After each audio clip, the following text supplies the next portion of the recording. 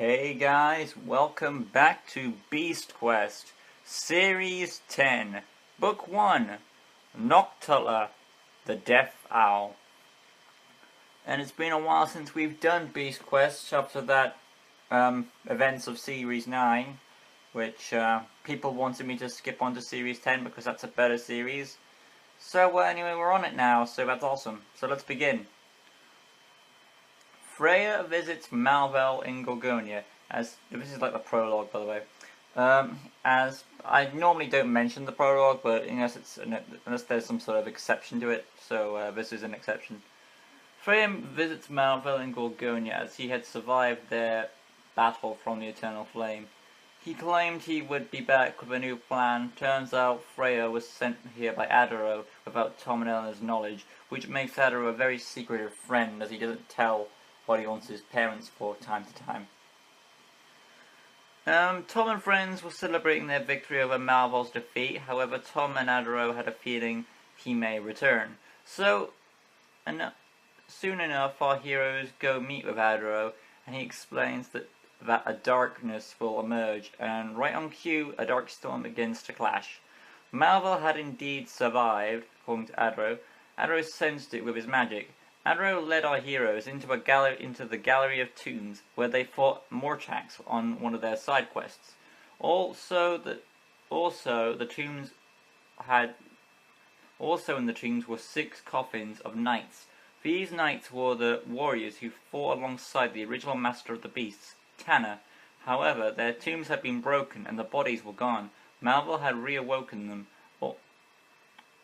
He reawoken them. Also inside was the chest containing the bones of the 6 beasts each knight had defeated, their powerful foes. With Malvel's magic, not only had he released the knight, but the beasts as well. There were also tokens used to beat these creatures, so Tom and Eleanor took them with them to help stop the beasts, along with a new map given by Adaro, which would lead them to find the knights. However, before they could act, Tom and friends came across a bunch of creatures called Varkules. In the commotion, the dark storm must have reawoken them. That's my theory. Tom scuffled with the Varkules, and soon enough they had fled from the castle. King Hugo arrived, and while Adaro informed him of Malvel's return, Tom and Eleanor secured the village and took care of the Varkules, saving an old man in the process, while the final Varkule headed into the forest. They were also wondering why had all the knights left and not spoken to Adaro at all. Our heroes entered the forest and soon enough found the Varkule. Another scuffle, and in the fight a tree fell over. And just then Eleanor managed to get an arrow in his leg. Tom was about to finish the creature when a glint of a blade caught his eye. Tom had found the Silver Knight. Now, I assume the Varkule was killed by the Silver Knight. After getting us in a scuffle with the Knight, Tom convinced they were enemies of Malvel. Getting through to him, they pinned him down and revealed his face. He was now changing. He was becoming the very beast he had once slain, Noktilla. Now the name Noktilla sounds feminine, so I'm guessing as part of the curse it changes his identity completely. Mind you, it's an improvement. We have seen this done before last season, and now Malvel has made some improvements by turning skilled warriors into the very creatures they vowed to protect their kingdom from. And the worst part was Tom had lost his weapons in the battle with the Silver Knight. The transformation was complete, and they discovered that the Knight of Tecton had been cursed to become their slayed beasts, allowing the beasts another chance of life. Also, it turns out either Noktilla was a girl, and since she was slain by a male, she becomes the gender. That or Noktilla was a male from the very beginning, and mind you, I feel more support for my first theory than with the name sounding feminine. Hence why I pronounced the name differently. Now she's a dude, because before I thought she was. Originally I thought she was a girl because the name sounded feminine, so I called her Noktilla. But now I know he's a dude now, you know, I call him Noktilla, because Noktilla. No, Noktilla was the guy name, and Noktilla. No, Noktilla. Yeah, that's it. Noktilla was the guy name, and Noktilla was the girl name. So that's what I'm trying to say. You get what I'm going at? Anyway, while Tom got Storm out of there and he reclaimed his weapons, the Vorpal had reappeared. Turns out it wasn't killed by Eleanor. It wasn't killed by Eleanor. Fended it off, and after Noktilla revealed... Noktilla... Yeah, that's right, because Noktilla was the girl name. Noktilla revealed his burning tar, which he can poison his enemies. He used it on Tom. It hurt, but didn't seem fatal. Noktilla disappeared, allowing Tom to help Eleanor and Storm come back to knock out the Vorpal. It wasn't over yet. Noktilla was diving in fast. Tom awaited Noktilla while Eleanor got in position on a large tree, while Tom attempted to reclaim his shield. However, Noktilla tried to stop, only for Eleanor to lure him away. Tom thought if he could call for Tagus from his shield, they could have a better chance. However, Tom couldn't have a chance as Noktilla prevented him. Then Tom wondered if his red jewel would be able to contact Tagus from this distance. It was worth a shot, and he begged for Tagus. While the jewel did its best, Tom ran to Eleanor, avoiding the poison tar. Suddenly a tremor went off, and they realized it was no tremor, it was Tagus. However, Tom had second thoughts. Was Noktilla missing his tar attack on purpose? Was it all a trap? Tagus arrived and fought Noktilla. However, he clearly had the advantage with his wings. While the beasts battled, Tom noticed a tree get damaged in the fight, and they used their combining strength to push it down, taking Noktilla with it, crushing him. However, he wasn't done, but the collapse had shown results. Noktilla made a circle of fire surrounding Tagus, which could be knowledge from the silver beast, as he was a great warrior. Anyway, Tom knew in order to help Tagus he needed his shield, so he trusted Storm to be brave and jump over the flame circle while Eleanor prepared in the distance. Tom gave Storm the trust he needed to successfully jump the flames. Once inside, Tom got his shield and used the Furnos token to make an arch, allowing Storm and Tagus to escape. Also, we do see Tagus can lose confidence and revert more to his animal-like nature if he's not focusing. But Tom gave him the courage, and they made their way through. Meanwhile, Noktilla was going after Eleanor. Tom mounted a rescue with Tagus, knocking Noktilla back. They then remembered the tokens. They got the one that was destined to take down Noktilla, which was an invisible net. Tom communicated with Tagus to lure him towards them so to set off their trap. Timing it right, they succeeded and caused Noktilla to revert back to the Silver Knight. The knight smiled and faded away along with the net. Tom explained he was happy and they had done this, and he believed that the knight was now, however, a similar voice had returned. My guess is Tom knew that the Silver Knight was now able to rest in peace again, since he had his life, he was originally in a tomb and he's been reawakened when he shouldn't be because it's not, his time has passed now, so I'm guessing when they, beat a knight, he goes back to his resting place, which is the right thing to do. Anyway, Malvel reappears, and they discover he was trapped in the eternal flame. He said it was only temporary. He had a plan to make his full return, and he vowed to make Tom and friends pay for their actions on him. He vanished, and Tom, now concerned about this, he wasted no time to begin their next quest. And that is, of course, Noktilla, I'm going to call it Noktilla because, yes, originally, I'm thinking that the original Noktilla was a girl, and since it was killed by a guy, that's why. So Noktilla, the Death Owl, is a good book. It's pretty awesome. It's a good setup for the new series with mystical knights who will actually train warriors. So it does show that Marvel has improved from Series 9 with the humans turning them into beast stuff by actually choosing powerful warriors.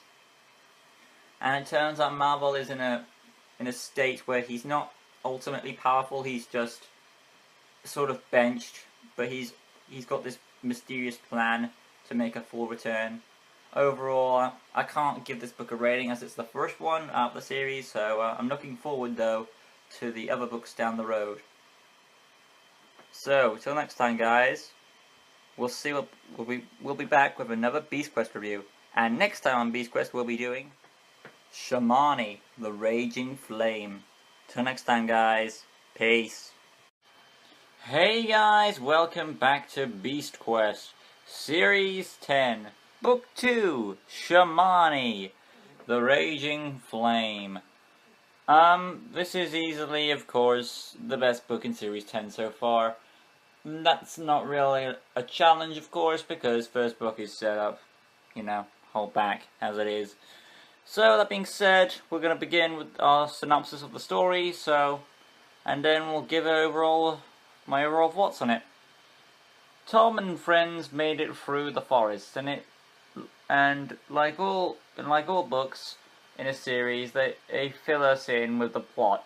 Now, last book I was hoping to hear this again so I could understand it more clearly. So apparently there is this prophecy that will awaken these 6 ancient knights to help face off a great evil. Apparently Malvel is the great evil, and it's a little ironic that now the knights awoke.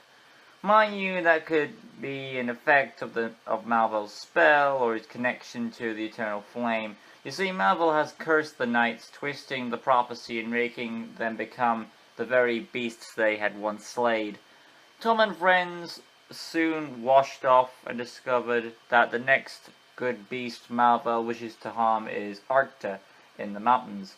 You see, our heroes have this orb from Adaro, which I'm guessing which could also be the map, or it could be a separate item itself, which tells where Malvel will strike next. Also, it would seem Malvel brought back these knights and twisted the prophecy to prevent them from interfering from his takeover of Avantia. And of course, he knows once his new beasts take out the good beasts, he will have control again. So our heroes race to the mountains. Tom and friends ventured forth until they saw a river, and not far off was a town. They decided to head there as they needed food for their journey. I see Tom has improved since Series 9. Go back to my reviews on that if you want to explain more about that. If you want to hear more about that, go to Series 9. However, a man was being whipped to death. Tom interfered along with Eleanor, but even the crowd of people said his punishment was necessary, and soon enough the town people turned on our heroes. Tom felt bad as he had now put his friends into more danger, and he was only trying to do the right thing. So Tom's still a likable character. Soon enough, the mayor of the town broke up the commotion and led our guests to an inn to explain the situation. That Igor, the man who was being whipped, had been charged for breaking the wheel of a mill. So Jarl, the bearded man, punished him, and Aaron, the mayor, told Tom this while serving them a great meal. While Storm and Silver were protecting Igor, Tom told them he would get word to King Hugo to send his best carpenters to help repair their mill if they would tend to Igor's wounds. It was agreed, and Aaron even mentioned that they had a traveler a few days ago, a black knight, and Tom and Eleanor glanced a look while Aaron led them to the damaged mill, and Tom noticed something that resembled a claw. Tom and Eleanor whispered to one another about the claw, but the villagers were still convinced that Igor destroyed the mill, despite the fact there being no proof he did. However, I can sympathize due to their unknown knowledge of the evil beasts. Tom and Eleanor decided they had no choice. They had to free Igor as Arcta was in pain. Yeah, because they sensed the pain. Which Tom sensed, of course. So they made their leave, despite the mayor, Aaron, trying to keep his people at bay. They couldn't hear his orders as their loud roars boomed over him. Luckily, they escaped and reached Igor's home, where his dog greeted them. However, a Varkul showed up. Now, this book gives me another chance to understand the Varkules, as I didn't understand them fully. So what they are is pets to the knights, meaning there are 6 in total, 1 per knight. Sadly, they have to be killed as probably due to Malvol's curse. They are loyal to the knights, and now cursed, they have no choice but to obey them. Silver got in the fight to help save Igor's dog, but Tom and Eleanor were too far a distance to get involved. Silver fought the Varkul off, with our heroes following in pursuit. However, it led Tom and the Varkul to a pit of quicksand. Luckily, Tom managed to escape, but not so fortunate for the Varkul, which was a shame. As they planned to follow the Varkul to lead them to the Black Knight, Igor thanked them for saving him from the creature, and he wished them the best of luck as they ventured forth until Adro told them that the Black Knight will soon become the beast known as Shamani, the Raging Flame. Not wanting the knight to enter his transformed state, Tom and the others raced, ignoring nightfall until they reached the mountains. However, when Tom dismounted, boulders came his way, and then Arthur came rushing and took the avalanche on himself. Tom and Eleanor rescued Arthur, who quickly fled them and slipped through a cave which led straight to the other side of the mountain, which Tom and friends followed, while also discovering the mine shaft with an old armory. They then saw Arthur fighting the Black Knight, and sadly, of course, the knight was winning. He then transformed into his beast form to gain a great victory.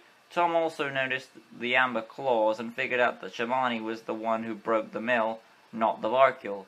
Tom had to help Arthur, because a while back he assumed that the Varkul did it. Well, I guess when he fought the Varkul, yeah. So, figured out that Shamani was the Varkul. Tom had to help Arthur, and they soon got a minecart and planned to head down. However, they seemed to be coming off the tracks.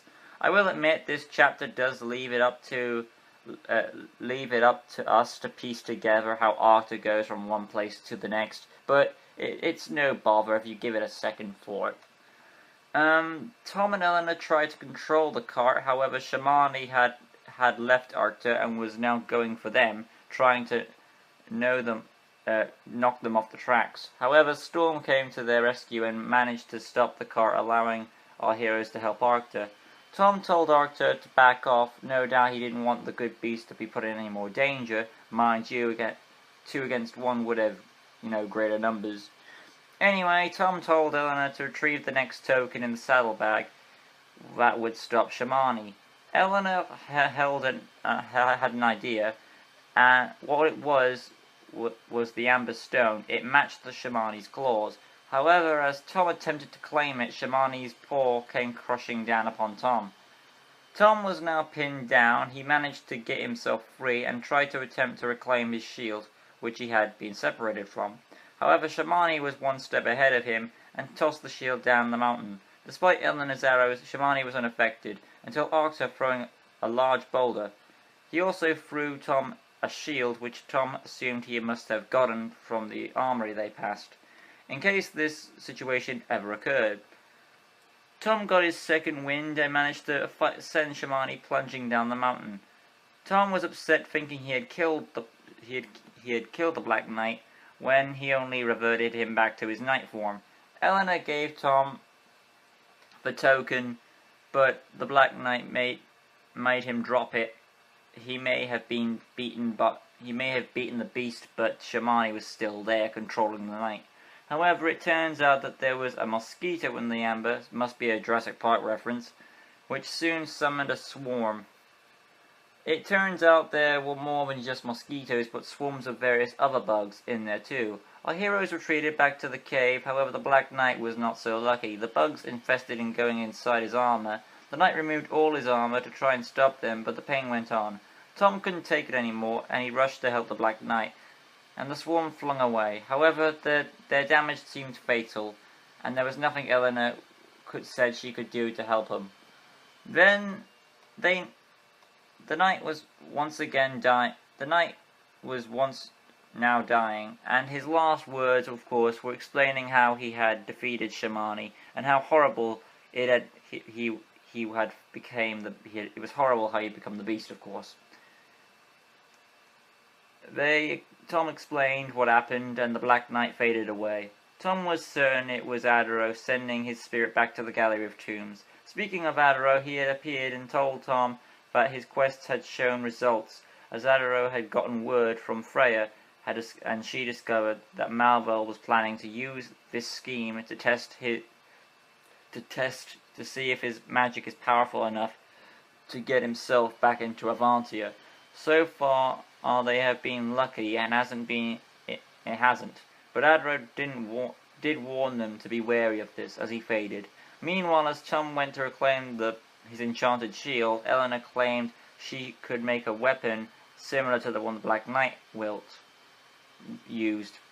It could prove useful, of course, and Tom agreed, and they saddled up as Arcta left and to protect the mountains, and they rode off.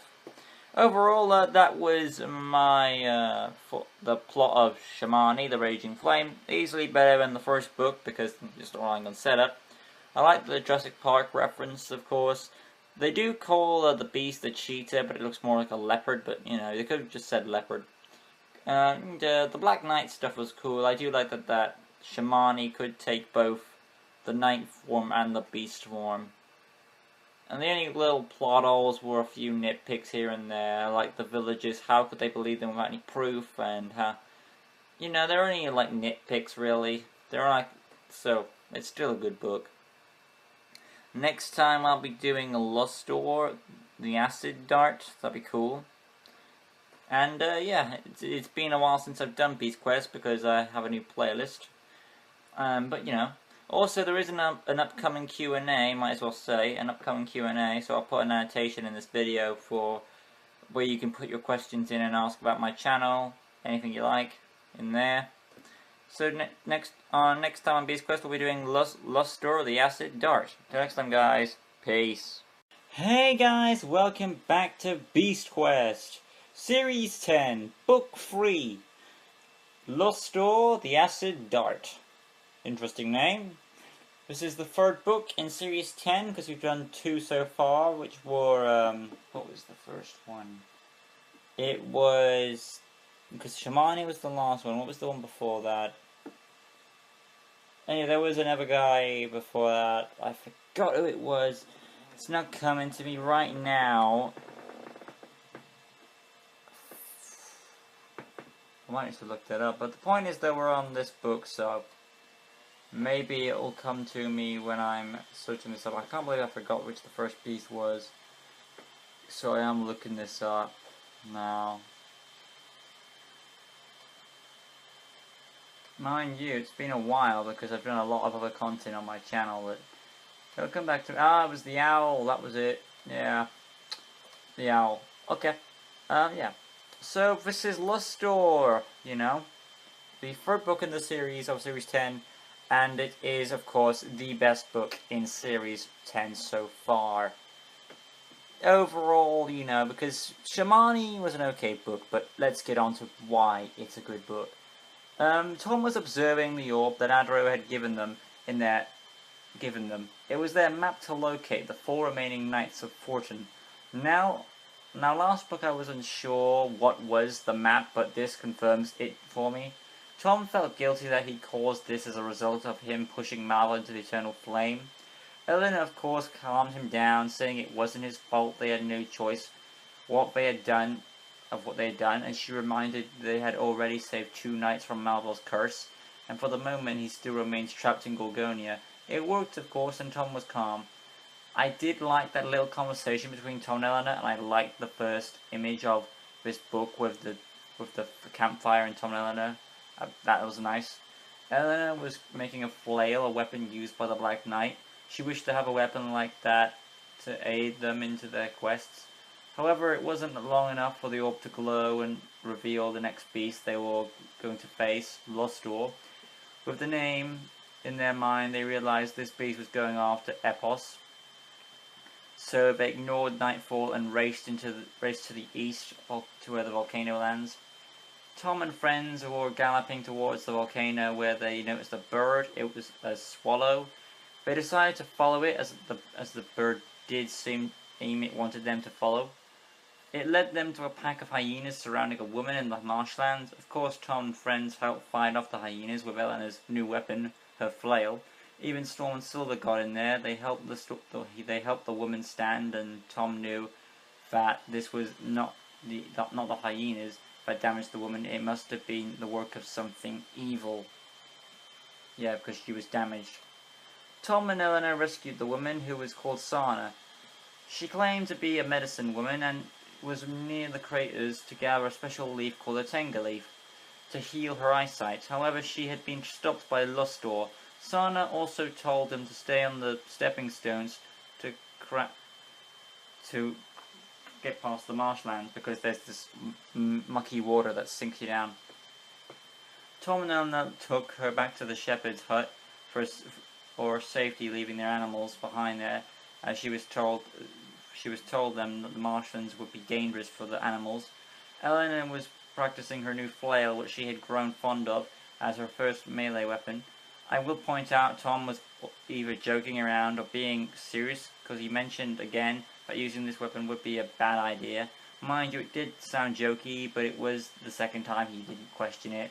Tom also wondered if Epos was okay, and if she could keep the volcano at bay, as well as face off the beast. It got to him before them, as it got to, Tom was wondering if Epos was okay fighting the beast, if she was in contact with it. But soon enough, our heroes reached the crater and climbed up into it to retrieve the Tenga leaves.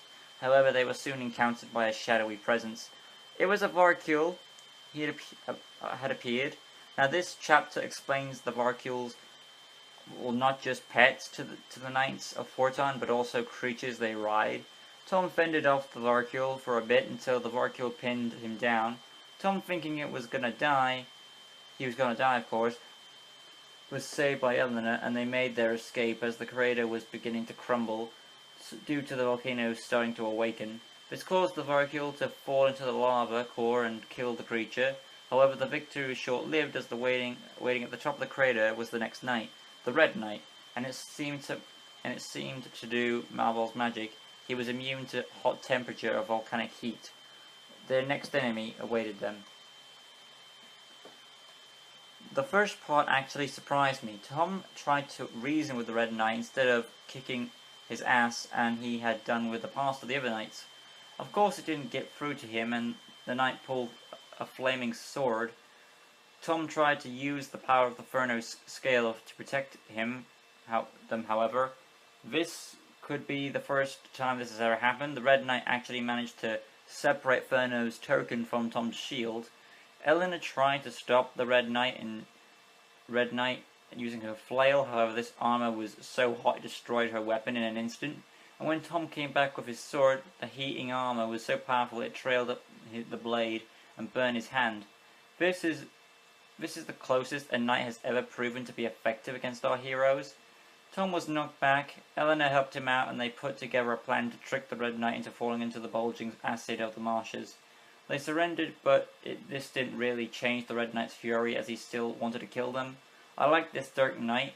He might even be better than his master, Malvel. He doesn't waste time. He makes me wish we could have these 6 knights as the real villain. But oh well, what we've got is still awesome.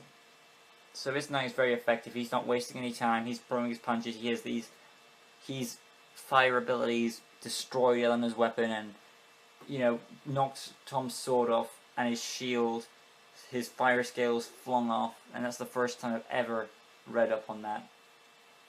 Tom and Eleanor tricked the Red Knight into falling into the marshes and marsh waters, and due to the combined of his flaming sword's weight and the heavy armor, he plunged into the mucky waters. Believing he was dead to the toxic acids into the waters, Tom regained the dragon scale, and they planned to leave the marshlands with the Tenga leaves. However, they came to a stepping stones. One was moving. Lustor was back. He wasn't killed. He had changed into his beast form to survive the acid. Then Tom remembered what Sana had told him. They all ran as Lustor enlarged his mouth and spat out acid. Now was a good time to call Epos. But Tom didn't want to risk a good beast. Avantia needed it. Needed her. Because he didn't want to call Epos because, Avantia needs them. The good beasts. Which is silly because the last book you were okay with Arcta helping. Mind you, that was a minor complaint for me. Another thing is, I think the Beast Quest series is confused with Epos's gender. Early in the book, they referred to it as a he, and in this chapter, it is referred to as a she. So for my sakes, I'm calling it a girl, because the name sounds more feminine. Tom and Eleanor retreated, however, Lustor shot out his acid, but he was missing Eleanor. Then Tom realized he was hitting the stones, so Eleanor would be trapped with nowhere to run. Tom attempted to help Eleanor, and only after a scuffle with the beast. Lustor lashed out with his tongue and managed to separate Tom's sword from his hand, making disappear into the marsh waters. Tom tried to get Eleanor, but Lustor cut off his route, and he went after Eleanor. Tom remembered Eleanor was carrying the saddlebags. However, it was too late. Lustor had already reached Eleanor. Lustor is easily the best beast so far. In his night form, he easily was winning. If it weren't for Tom's quick thinking, the night form would have killed them. And now here, Lustor may appear to be dumb and stupid, but he's actually pretty smart. Lustor knows the marshlands well, and easily manages to cut off the routes, stopping our heroes from escaping, as well as separating Tom's sword. Mind you, he could have killed Tom. Now his escape route was closed, as well as separating, his weapon. But other than that, this was awesome. And now he has Eleanor in his clutches. Yeah, because, he had Tom in his clutches at a moment, but he decides to stop and go for Eleanor. So there are some mishaps with this guy. Lustor was right next to Eleanor, and he began building up his acid in his throat. However, Epos came to the rescue and got Eleanor out of there. Despite Lustor's tongue coiling Eleanor's legs, she managed to use an arrow to get them free. However, Lustor was pissed and fired his acid, hitting Epos's wing. And luckily, they crashed safely, and Epos tried to use her firepower to fight back against Lustor. However, it would seem Malva was thinking one step ahead, and his magic had grown strong enough to prevent Epos from using her full power. Tom asked Eleanor for the saddlebag, and she told him where it landed. Tom quickly pulled out the item he believed was the right token to finish off Lustor, a silver disc, which resembled a shuriken-type weapon. This chapter does tell me that Epos is a girl. Either way, I'm sticking with the gender I believe it is, Epos.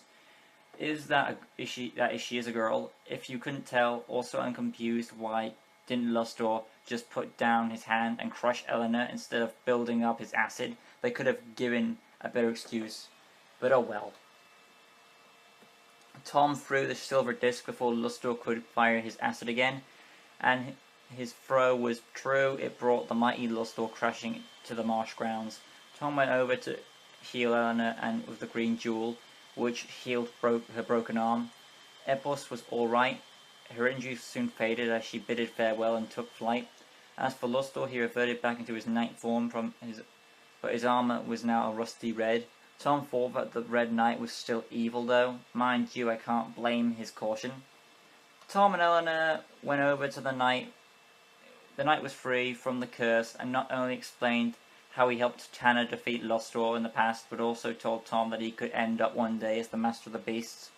Tom thought that the knights could predict the future. However, Malva took over the Red Knight's body and told him of his 3 evil knights still remaining, and one would assure his death. Tom, of course, shouted back, claiming he would beat him. The Red Knight faded, and Adro showed up, and explaining that the Red Knight has joined the other knights in the Gallery of Tombs. Adro retrieved Tom's sword from the marsh waters with his magic, and they headed back out the marshlands to bring the Tenga leaf back to Sana and reclaim their animal friends to continue their quest. Overall, that book had a few little plot holes here and there shadowed throughout, but if you can ignore the little plot holes, compare it to the books we just had in Series 10. Shamani was pretty basic from what we had, and Noktilla was just set up, but overall, I would say this is slightly better than Shamani, because those little plot holes are holding it back a bit and kind of controversing it with the book before it. But other than that, it's still a tad bit better, with Lustor being a more intimidating, smart beast. It really does show you what these knights are capable of. That being said, next time we'll be doing the next beast, and that of course will be Voltrex, the twin-headed octopus. See you guys then. Hey guys, welcome back to Beast Quest, Series 10, Book 4. And that would be, of course, Voltrex, the two-headed octopus. Nice title, nice title. It's very interesting to come across a beast with more than one head. I mean, we've had Trelion, so it's nice to have another one of those kind of beasts with multiple limbs, or in this case, multiple heads. So it's always nice. And I like, you know, it's not like the beast is like controversy, like I want to go this way or I want to go this way. No, they are working together. The beast is all one. Anyway, that being said, this is my thoughts on Voltrex, so let's get down with it. Tom and Eleanor had made it back to Sana's hut, and produced the medicine along with some herbs from Eleanor to help Tom heal his hand from the Red Knight's attack. Tom was keeping the orb map close to try and prepare for the next beast. Sana insisted she make them a dinner and let them have a rest until the orb goes off. However, when Tom awoke, it did go off, and Tom and his friends had overslept. He quickly read that the next beast was called Voltrex, and it was at the Western Ocean, which means Sephiron, the sea serpent, was the next beast in danger. And since our heroes were taking a nap, Voltrex could now have a head start on them. Tom and his friends were leaving Sana's hut, and they'd given her a goodbye note, and soon enough bumped into Adro's visions. It seemed he was getting weaker due to Malvel's spell on the knights, probably due to some disturbing the dead of ancient knights, I'm guessing. Anyway, Adro told him that the knight had already entered his beast form and had attacked Sephiron. He understood how desperate they were and helped them go to the Western Ocean despite his weakened state. They managed to reach the ocean and came in contact with a green glinting object wedged in the sand. But before they could investigate, a man called Santo came and claimed it for himself. He gave them the piece of paper, what he thought was a clue that would lead them to the treasure of the long. What he thought was a clue that would lead him to the treasure of the long-lost treasure ship, the Gorgon Voyager. However, our heroes soon recognized the green object as one of Sephiron's scales, and the piece of the paper was an image of the knight in this area. They asked Santo if he could keep the parchment. However, he had already left with the scale. Not wanting to waste time, Tom saw that Sephiron was still alive, and when one of the good beasts dies, their respected token would crumble. But luckily that hasn't happened yet. Tom and Eleanor built a raft from driftwood and seaweed, leaving their animals behind as it hit the sea, only to be swallowed by the wave when a storm hit. Something I want to point out, Tom had the same character arc of putting his quest and trying to save the kingdom, then thinking of his individual friends at times, so you can see his struggles going through his head. Tom and Eleanor held on strongly through the rough storm waves as they kept the raft at bay. They spotted a woman and helped her aboard their raft. She had seaweed around her legs, but Eleanor confirmed she was still alive, just barely. Tom, not wanting any more lives to be lost, insisted Eleanor take her back to the shore to go and get her medical attention. Eleanor refused at first, as they had left the tokens with the animals, and Tom took the blame for himself for his rough choice making. Mind you, he is doing that right now, but he's trying, you know. Tom insisted they go back for her life is now on the line while he held off the Blue Knight. It seemed very clear he knew he couldn't win without the tokens, but he could keep him occupied. As soon as Tom freed the woman from the seaweed, Tom came in contact with the ocean under the water. He was able to breathe thanks to Sephiron's scale in his shield.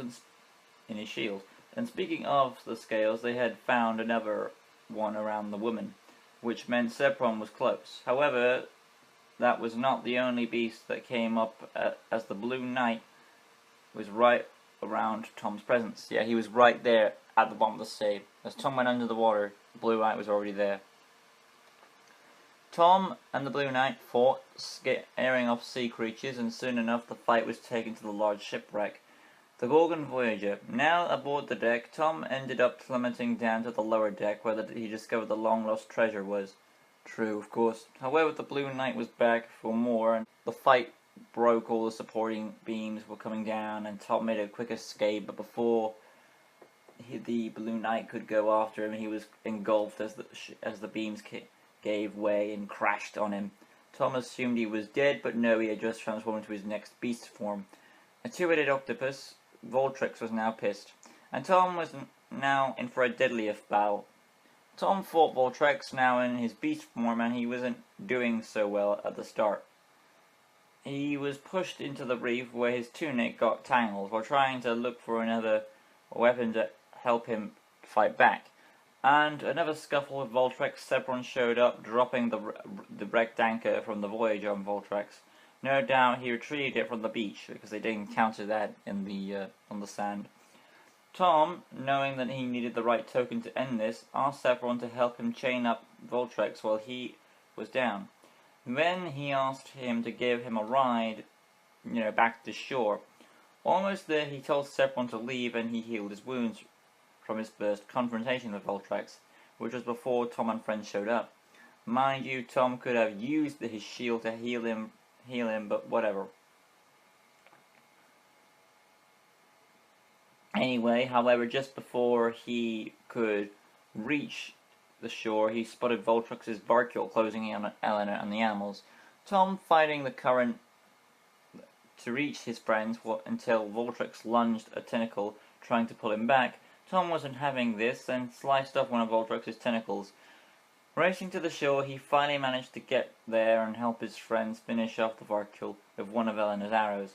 The Varkule was down. Tom had forgotten about the Varkules, loyal pets of the Knights of Forton. Something I want to say is the Knights are sometimes referred to as the Dark Knights. I'm referring to them as the Knights of Forton, as that was their real title, as it's just a spell. They're not really truly evil knights anyway. Tom saw Sepron fighting Voltrex in the ocean, and despite his wounded tentacle, he managed to actually toss the huge good beast Sepron out of the Western Ocean onto the sandy beach. That really surprised me how powerful Voltrex actually is. Anyway, our heroes feared the worst for Sepron, as Tom wilt the token he was certain would stop Voltrex, the harpoon. Tom went after Voltrex and told Eleanor and the animals to try and roll Sepron back into the ocean, as Tom hoped it would help Sepron in some way recover.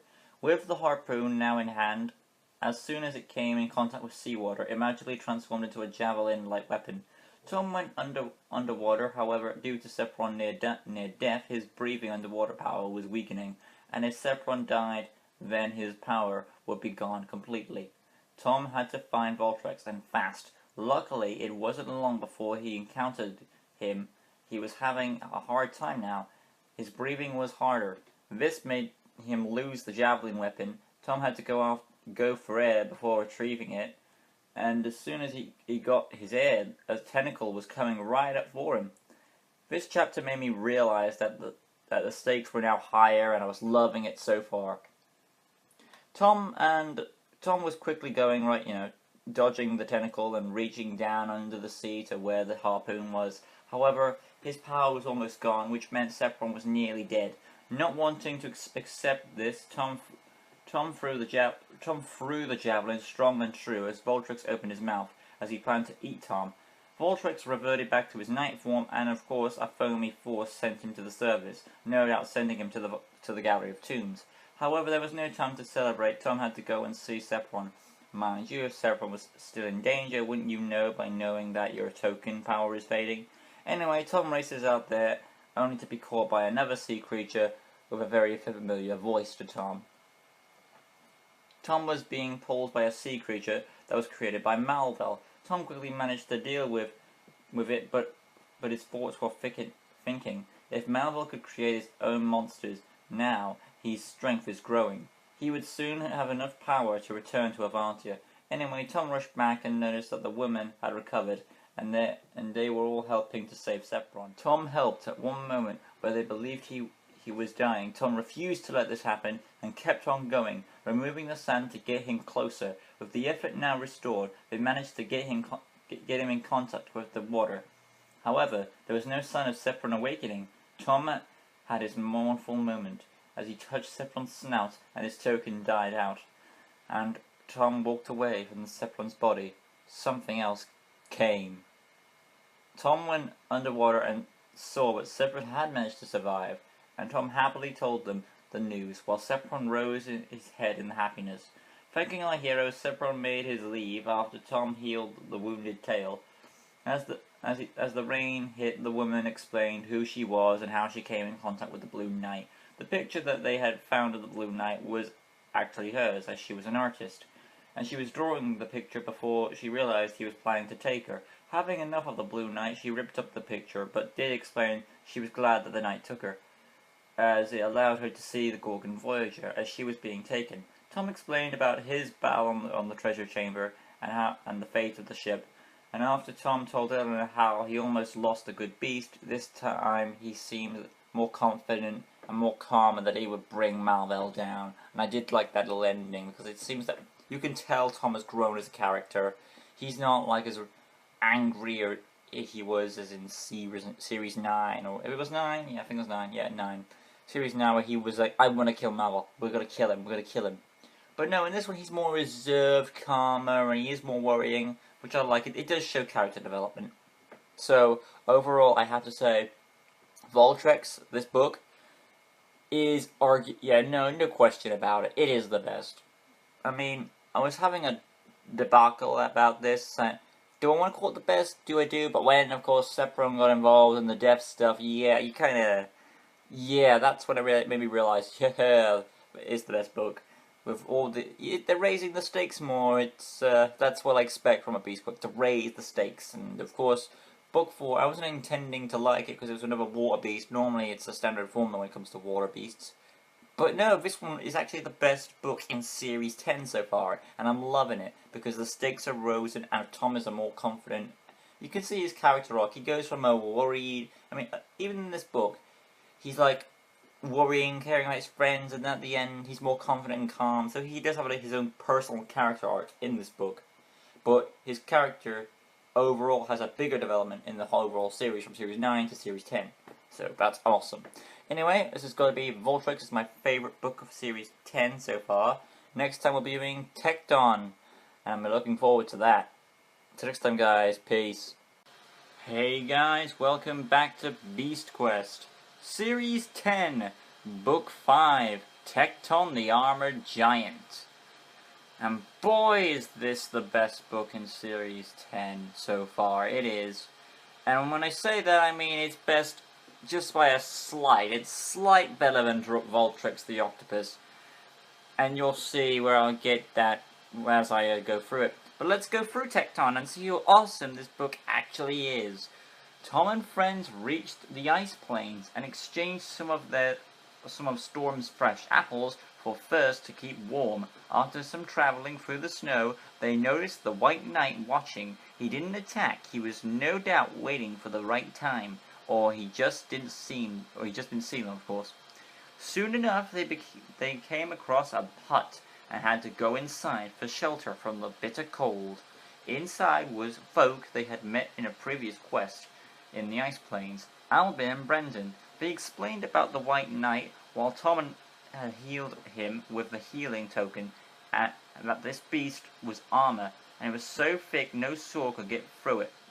Tom, with this knowledge to his heart, took it into account, because now he knows that the beast is armored. So, however, soon enough they mentioned a second knight, and Tom and Eleanor assumed that the last two knights had teamed up, and they were interrupted when the White Knight's vertical burst through the small house. After a tight scuffle in the house, the vertical soon tossed Tom out through a wall, allowing our heroes to make a quick escape. The vertical tried to follow, but he was too big and ended getting his head stuck in the house. Tom quickly used the power of his purple jewel to cut through the stone to send the house crumbling down on the Varkil. However, wasn't so certain that it would stop the creature, so he asked if he had any place to go to be safe. They said it was okay, they would rather have their home be destroyed than their lives taken, and Brendan said they have a relative who they could live with until Brendan decided to build a new house. After checking on their animals were okay, they headed out following the footprints of the mysterious figure who had been watching them earlier, until they felt an ice storm. They all went around, Tom also using his magic shield to protect them with his bell token. However, he couldn't keep this up forever. Soon enough, the Gold Knight had appeared. It seemed he was the one always watching them from the distance. Either that, or it was the White Knight, who was very patient. Anyway, his actions indicated he wanted them to follow him. Eleanor claimed it could be a trap, but what choice did they have? They could fight him after they were in a better situation, because right now they're in an ice storm. He led them to an igloo, and Tom decided to enter alone first, just in case. However, the Golden Knight wasn't looking for a fight, as he removed his helmet, and it was Taladon, Tom's father. Tom and Eleanor were happy to see Taladon, and he explained that he was also keeping watch on Malvel, until Adro summoned him, as he believed Tom's quest had reached the stage where he needed dire help. I'm guessing Adro realized this after he chose to use his remaining power to help Tom out in the last book. So Adro sent Taladon, which was the footprints Tom and his friends had seen earlier. Tom was honored to have his father by his side. They all moved out and reached Nanook's cave, and Tom saw the White Knight had put a fire trap so that when Nanook came out, she would be trapped. I knew it would be funny if she wasn't in there, making it kind of pointless. However, actually not even. If Nanook wasn't in the cave, her home would be destroyed. Taladon explained it's birch wood, basically a wood that can keep fire burning. However, they were interrupted when Tom was attacked by an invisible attacker. Tom and the friends tried their best to fight the attacker, but it was difficult.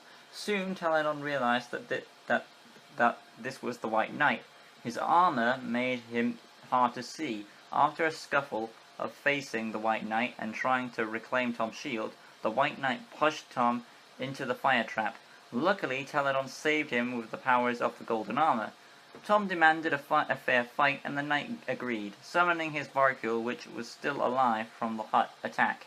The White Knight jumped aboard the Varkil and summoned his lance. He wanted to challenge Tom to a lance-on-lance combat. Tom gave a piece of birch wood and carved into a spear. However, Taladon said this was his role, and he would have better experience as he isn't a more experienced knight. Plus the Master of the Beasts. Tom was reluctant, but gave him his blessing and storm to help him take on the White Knight down, while Tom and Eleanor planned to trick the fire trap from removing some of the ice avalanche so they could cancel each other out. However, Tom kept looking over his shoulder and saw the horror as his father was losing, but he sadly refused to aid him until he knew Nanook was safe, thanks to the support from Eleanor. Successfully freeing the cave entrance, Tom ran back to help his dad, but from the look of how the fight was going, it was clearly that the fight would soon be over. At this point, I felt like I knew where this might be going, and yeah, this is where we get into the good stuff. Tom watched in horror as Taladon was now impaled, not once but twice, by the White Knight. Tom insisted him to stay down, but Taladon tried to stand up, and only collapsing down where Tom came to his side.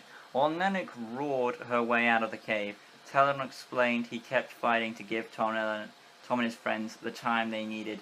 Like Tom in Series 9, he put his quest first and was thinking not just of the quest, but all the people in Avantia. Tom tried to save his father with his healing token and his green jewel, only Taladon revealed it was too late. His body dissolved, and Tom tried to stay positive, thinking maybe Adro took him back to the castle to heal him, But soon enough, Tom realized he was wearing his father's armor, the golden armor, which he had helped him claim in the second Beast Quest. And once Taladon had been restored, the armor would of course return to him. If the armor was now bonded with Tom, it meant only one thing. Taladon was indeed dead, and Tom was now the master of the beasts. My only complaint is, why didn't the White Knight attack when Tom was mourning the loss over his father's dying, But that's a complaint in nearly everything that involves that kind of trope.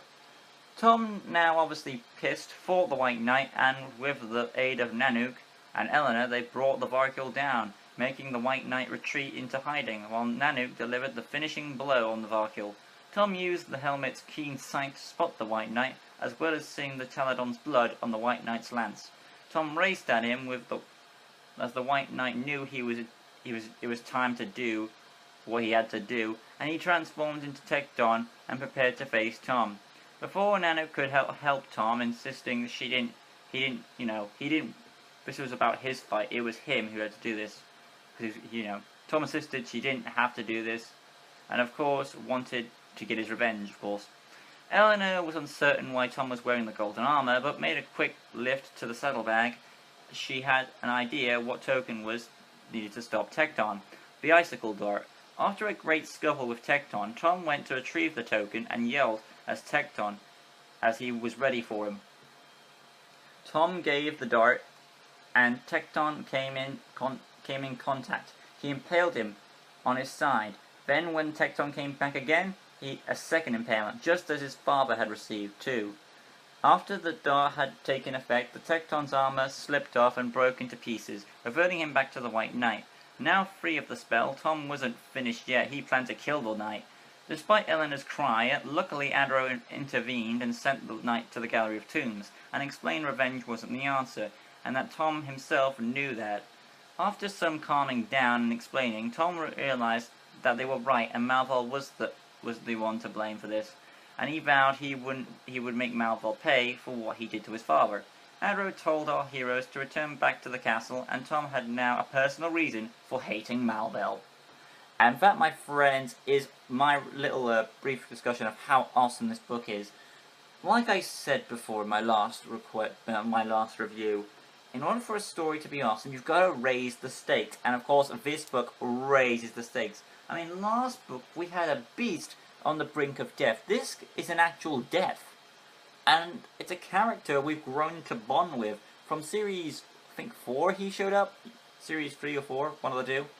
And 3 or 4 onwards to, what we are now, 10? Yeah. So we've had quite a bit of time to know him. Not as much because it's not focused on Tom, but, because Taladon's more of a background character. But we had enough time to bond with this guy. And I didn't see it coming in this book. I mean, I was like, why does this poster have, like, this, this image on the cover, have 2 knights on it? It's like, who's this other guy? Mind you, I personally imagined his father to have, like, brown hair. From this artist work, it has darker hair. It looks kind of like, but all that aside, it's still a mighty gripe.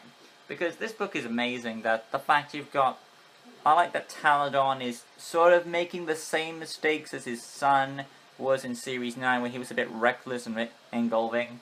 And then you had all the stuff going on with Tom getting the golden armor, and he was pushing along, and he was blinded by revenge. It was all a great... It felt like a very good, heartwarming story. Series 9, I mean, series, especially with... I would say the best way to know this book personally is you have to... It's a book for Beast Quest fans who have been growing through the series one by one. So you can watch this book on its own, but it might actually intrigue you to watch the rest of how it got up to this. And like I said, in Series 9, Tom was reckless. Series 10, he was a bit more... Series 10 now, which is... He's a bit more calmer, and it does seem to be the full circle of not just Tom's development from that series, but, from Taladon's development to his son. I think his son rubbed off on him in a good way, which we see, and, I think and vice versa, as Tom rubbed off on his father and all that, which is kind of awesome, and I like that book in a way. And yeah, and for that slight push of how it affected Tom personally, and how Taladon was willing to make the sacrifice, it shows. I mean, as for the White Knight himself, he's kind of deceptible in the way, as he's more of laying on the backgrounds, but when he goes to the fight, it's a pretty generic fight. I liked it more when the White Knight was more hiding behind the scenes and all that, but you know, to wrap up a good book, it was a great finale with all the hero stuff building up. So I have to easily say Tecton, the Armored Giant, is easily the best book in Series 10 so far, and I'm really excited to see how, you know, because now that sort of Malvel is sort of responsible for Taladon's death, like I said with Velmal, Velmal was my favorite villain because he had a personal reason for going against Tom. He used his mother, and now we got Malvel who killed his father, so that could boost up his image. But you know, we'll see, because I'm really excited to see how Series 10 is gonna end. I just got Series 11 in the post today, so that's coming out soon. Thank you guys so much for watching. Like, subscribe, all that good stuff. Until next time, of course, you know. And next time we'll be doing the finale, Doomskull, the King of Fear. Hey guys, welcome back to Beast Quest, Series 10, Book 6. And that would be, of course, Doomskull, the King of Fear. And boy, has it been a great adventure for Tom. So, as we do, let's wrap up Series 10 and see how it all ends. Tom and friends arrive back at the castle grounds only to be seen by people with many questions of why are you wearing the golden armor? Where is Taladon? Ellen explained that Taladon had died to the White Knight, and they should pay his respects at the Gallery of Tombs. Meanwhile, after some self-doubt, Eleanor convinced Tom he was gonna make his dad proud, and he decided to tell the king what happened. However, he was not in his throne room. Tom asked a servant where he was, and he claimed he was talking to Taladon. Tom got pissed, mentioning his father in a jokey way. However, Tom put this together. This wasn't his father. This was the last night of the Forton. Yeah, last night of Forton. And rushed to tell Eleanor and Adro. They reached the orchard, only to find Hugo had been taken, leaving nothing but his brooch, which caused Adro to faint. They took Adro to the infirmary, and Tom was pissed. He had lost his father, the king, and the king had been captured, and now Adro was in the hospital bed. Eleanor convinced Tom she was there for him, and soon enough they had a commotion in the kitchens. It was the Golden Knight's Voracul. After a scuffle in the kitchen, they realized he had a vial around his neck, which he allowed Tom to take, and revealed a vision with King Hugo in the hands of the Golden Knight. And the knight was controlled by Malvel. He claimed he had nearly enough power to get back to Avantia, and he wanted the wizard Adro to help him get back. Otherwise, the king dies. Then the Voracul rose up. For some reason, Malvel was okay with having the Voracul cause chaos on Tom and friends, even though he knew he needed them alive to convince Adro to help him. Anyway, despite losing his helmet, Eleanor shot an arrow at the heart spot. Tom was able to finish off the Voracul until he was summoned to the infirmary. Tom explained what Malvel had asked of them, and despite Tom insisting they break the spell on Malvel to release the king, of course Adro refused, as they wouldn't put the kingdom in danger. Hugo wouldn't want that. However, in Tom's state of mind, he spoke with Daltek personally to conjure a spell to help free Malvel from the Eternal Flame prison. After some reluctance, he did, and Malvel appeared on the castle grounds. Now, Tom is only doing what he thinks is right. Second, he probably really feels kind of guilty for putting Malvel entrapped in the Eternal Flame. And 3, he wants to face Malvel to get his revenge. And finally, Tom obviously is acting reckless after losing his father. He clearly isn't thinking well, and yes, I'm guessing he reclaimed his helmet after fighting the Voracul. Tom quickly ordered the soldiers to seize Malvel, but using his staff and was now free from the Eternal Flame, he easily overpowered them and stole Storm from the stables. He claimed he would destroy everything he ever loved to get his revenge. He tried to get away, but Tom up to him by using the tactics of the castle to lower the portcullis. However, Malval used the death of his father to lower his mental guard and give Malval the slip. He quickly re-hijacked Storm and broke through the portcullis. Tom knew where he was going, Arenel, to kill his aunt and uncle, and then probably Storm. Adro came weakened still, despite Daltek telling him to go back to bed. He said no, the kingdom is more important, now Malval is back. So he helped Tom by using the orb map to help him find the last knight of Fortan, the Golden Knight who was going after Ferno the Dragon. However, Tom wanted to save his family and the horse first. Adro insisted Tom save Ferno first. Otherwise, there would be no dragon guarding the sector of Avartia, giving Malval more control. But to most of our surprise, Tom went with his parents. Love this chapter. Malval is finally, right now, my favorite villain. This is how you do a good villain. Affects the protagonist personally and screws their head. Velmal did this well too, but if Malval can do this well more often, I will be more proud of that. As for Tom, he's struggling as it was partly his fault of Malval coming back, and he escaped the castle grounds anyway. Tom is in a place at the lowest of the low mentally, and he's very tough spot deciding between family and the quest. And normally how this works is he would eventually say quest to continue the story. However, this time Tom says no. Eleanor, still looking concerned about Tom's choice, made him saddened and headed for the stables, fighting his father's old horse, Fleetfoot. But with Eleanor came in with Blizzard and Silver, she agreed to help Tom. They started their quests together, and that's how they're gonna finish it. We learn that in this chapter, Tom doesn't have his helmet. It was indeed left behind at the castle. However, we know that the power of the helmet is still connected to Tom, as he is now the master of the beasts. Tom's keen sight saw the dust trail, and they followed it towards a cornfield. They stopped and felt something near. It was the Golden Knight. He was not at the mountains at all. He was planning to aid Malval in killing his loved ones. Malval used his magic to interfere with Adro's weakened magic orb to change the map. Tom fought the Golden Knight, while Eleanor kept the animals out of harm's way, and despite a little tangle in the plants, Tom managed to overpower the Golden Knight and send him crashing into a barn, which pissed him off and transformed him into his beast form, Doomskull. Now Malval loses it a bit for me, because yes, he really could get Tom's family dead with the help of Doomskull, but if you sent Doomskull off to Ferno without Tom's aid, he may be no match for him. He may be no match for him. I'm talking about Ferno here. He may be no match for Doomskull, and he was, as we see in Shamani. But that aside, it was a twist I didn't see coming, so it was still good.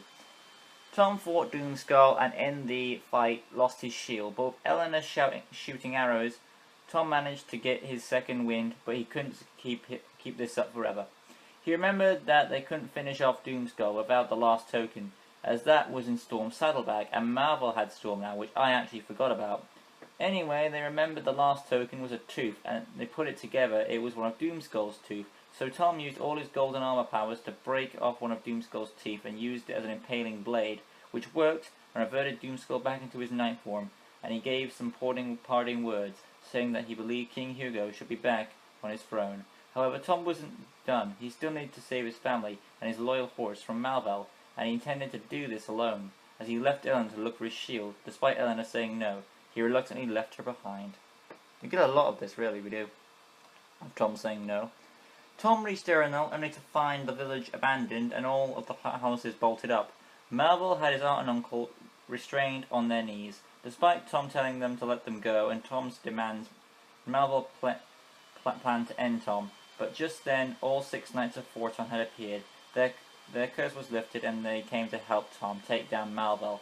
However, Malval muttered a spell so he could have a fair fight. Only one warrior will be able to fight him at a time. First the Red Knight, and after a bit of sparring, he was soon overpowered by Malval. Then the White Knight, and despite his efforts, he was brought down to his knees. Don't worry, though, the aunt and uncle got out of there safely. However, it wasn't looking good with the 2 knights knocked out. The remaining knights of Fortan fought Malval, but being facing Malval one on their own, were clearly outmatched. Maybe the Eternal Flame did some good after all, or Malvel was this strong to begin with, and he was holding it back, which I don't buy. So maybe the Eternal Flame did give him like a boost in power. Anyway, after the last night fell, Tom was in Avantia's last hope, and this sword fight between Tom and Malvel, it felt like this was the series been building up to, is how the how the fights were written. It makes me wonder if the author Adam Blade was planning to stop at series 10, as it was all so and its popularity, he made more perhaps. That's what I'm guessing what happened. Because it seems to be like the ending chapter. Malvel is meant to be the final boss from this kind of how the writing is. After a pretty intense duel, Malvel had Tom down at his mercy, and Tom's sword in Malvel's hand, he claimed to the people of Erenel he had won, and ready the sword to kill Tom. Tom was now in a vision, just before Malvel had struck. Taladon reminded Tom that his last words were, "The quest continues." Taladon handed him his son, his own sword. With his new weapon, Tom got back in there and easily disarmed Malvel of his own sword and split Malvel's staff in two. Malvel begged for mercy, but Tom had grown.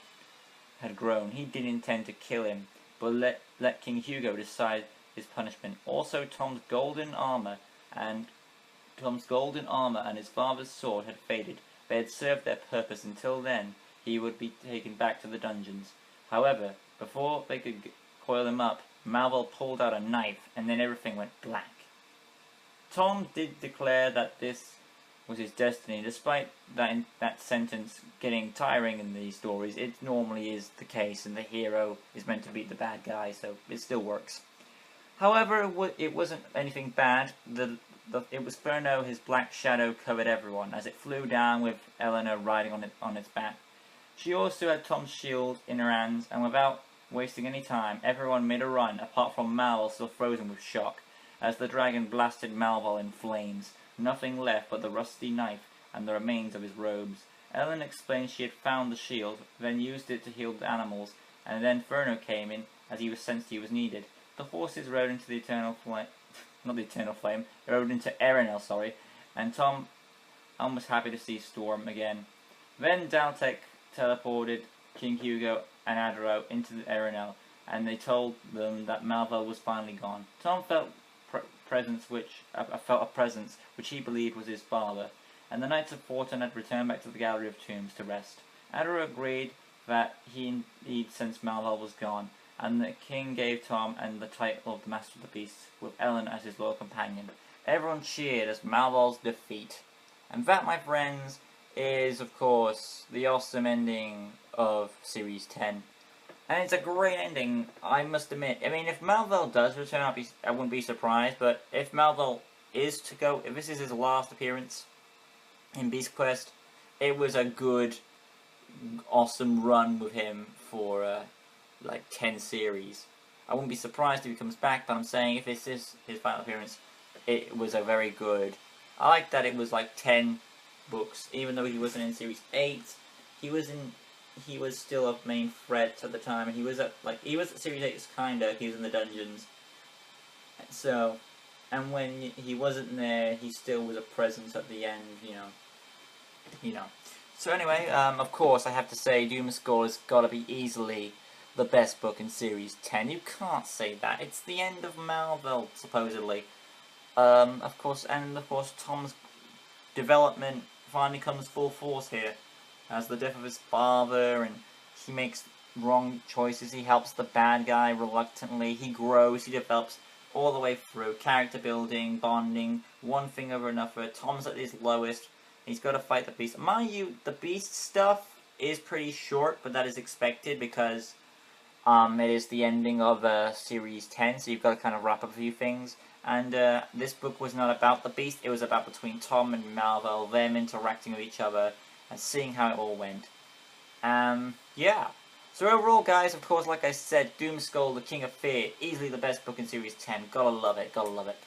That being said, this is the end of Series 10.